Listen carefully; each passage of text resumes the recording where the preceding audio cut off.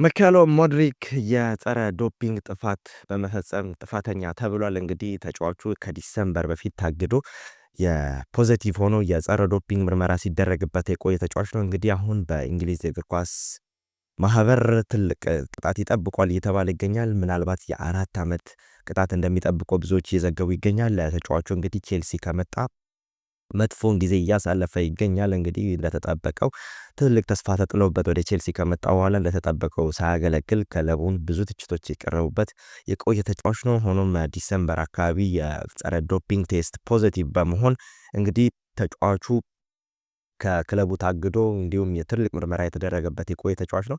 ሆኖም እንግዲህ አሁን በወጣው መረጃ ከሆነ ተጫዋቹ ጥፋተኛ እንደሆነና የቅጣት ጊዜውን እየተጠባበቀ እንደሆነና ምናልባት የ4 ዓመት እገዳ እንደሚጠብቀው እየተዘገበ ይገኛል። ተጫዋቹ እንግዲህ በቼልሲ ቤት ከታገደ ቆይቷል። ምናልባት የ4 ዓመት እገዳ የሚጠብቀው ከሆነ ተጫዋቹ ከእግር ኳስ ራሱን ተገሎ እንግዲህ ሰፋ ያለ ጊዜ ይወስዳል ተብሎ ይጠበቃል። ምናልባት ተጫዋቹ የፊትነሱንም የሚያጣ እንግዲህ ከጨዋታ ጊዜም ከማጣት አንጻር ክለቡን ኮንትራቱን አፍርሶ እንግዲህ ከእግር ኳስ ዓለም የመገለል እድሉ በጣም የሰፋ ይመስላል። ሚካኤሎ ሞድሪክ እንግዲህ ገና የ22 ዓመት ዕድሜ ያለው ሰው ነው። ገና ቅጣቱን የሚጨርስ ከሆነ ወደ 27 የሚጠጋ ይሆናል። ወይ 27 26 የመሆን እድል አለው።